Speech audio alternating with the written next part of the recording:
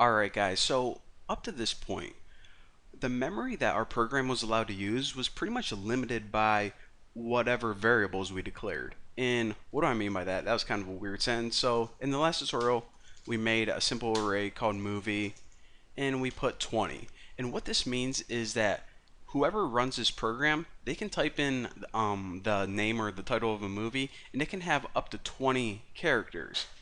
So pretty much whatever variables we make reserves memory on our computer, and that is what our computer program has access to.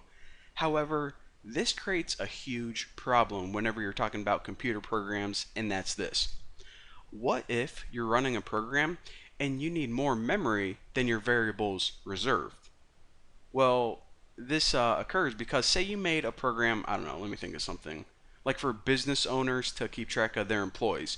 Well, you don't know how many employees that owner is going to have. Is he going to have 5? Is he going to have 8,000?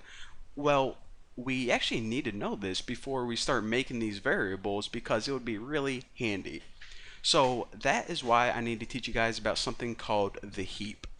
Now, I want to explain one more concept and exactly what the heap is. So all of the programs that are running on your computer right now, actually if I do Control Alt Delete then and show you guys the programs, it's probably going to mess with my screen recorder, but basically all of the programs that are running and all of the memory that is being used up right now only accounts for a certain percentage of my computer's memory, and you can actually see it right here. See, I'm only using 22% of my computer's memory right now. Everything else is leftover memory that my computer is not using. This is called the heap, and with this extra memory what you can do is you can access it with your program, do whatever you want to do with it, and then give it back to your computer when you're done with it. Pretty freaking cool. So it's pretty much like extra memory that you can borrow. I probably should have just said that. Would have saved me like a minute of talking, but now you guys really know what it is. So in order to use this extra memory, let me go ahead and I'll show you guys the two simple functions that you need to use. And in the next tutorial, I'm going to be showing you guys an actual useful program. But for now, let's understand the concepts. So we'll say we'll make actually I probably should just code all of this real quick. But pretty much right here, it creates an integer pointer and it's going to point to the first item in the heap. So after this, what you can do is something like this. So this points, and we'll say that this is just to store, like, I don't know, like the points of players on my team or something. That's what was going through my head. And let me type the syntax out first, because if I try to explain it, it's not going to make any sense. So int, you guys probably already know what that means. In this new one, malloc, what the heck is that? 5 times size of int. And I might as well type the rest of this.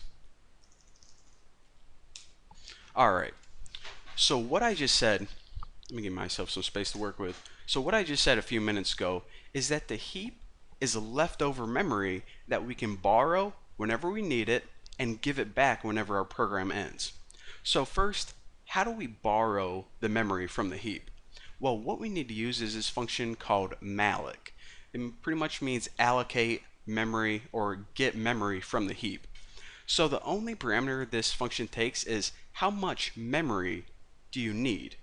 Well, what we are doing first of all is we're going to store a bunch of integers in this memory. So that's why, of course, I use the int pointer. Makes sense. Now, I don't know how many bytes an integer is, and I don't know if it's stored differently on different computers. Maybe an integer is 4 bytes on this computer, maybe it's 8 bytes on a Mac, maybe an integer is 8,000 bytes. I don't freaking know, I don't freaking care, and it's not important because we don't need to type explicitly how many bytes an integer is. We just say the size of integer, and if an integer is 4 bytes, it's going to return 4. If a float is 8 bytes, it's going to return 8. So this little bit of code right here saves you from finding out how many bytes each system stores in its variables, or each type of variable. Now this right here just says, okay, multiply however many bytes the integer is by a certain number. in this case 5. So pretty much this allows us to store enough memory or allocate enough memory for 5 integers. So it looks really confusing, but this entire line, now that we broke it down, it says, okay, go in the extra memory and reserve space for 5 integers. Simple enough. Now, the only other piece to this little thing right here is this int star. So what this is basically, as we know before, is it's an int typecast pointer. So a typecast pretty much means treat this as an int pointer, and this pretty much means that you need to use it whenever you're storing ints from the heap. So again, you know what typecast does, you know what a pointer is, and should be pretty easy to figure out. Pretty much this is an int typecast pointer. Whenever we're storing ints, use an int typecast pointer. Whenever you're storing floats, use a float typecast pointer. Tomato, tomato. So the first thing to save memory is malloc. The only other function that is new to us is this free. So remember I said, all of this leftover memory in your computer, we pretty much only need to borrow it for the duration of our program. Once we're done with our program and we close out of it, oops, wrong program there. Once we're done with our program, we can give it back to the computer. So whenever we want to give it back, you just use free and then type, of course you see right here, the name of whatever you're allocating, in this instance, points. So sometimes we're going to run programs and we're going to need extra memory. This is how you get that extra memory, and this is how you give it back.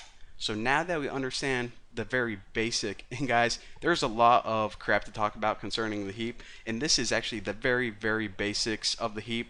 But now that we understand that, I'm going to show you guys in the next tutorial how to actually build a useful program instead of just, talking about the boring concepts. But for now, thank you guys for watching. Don't forget to subscribe, and I'll see you later.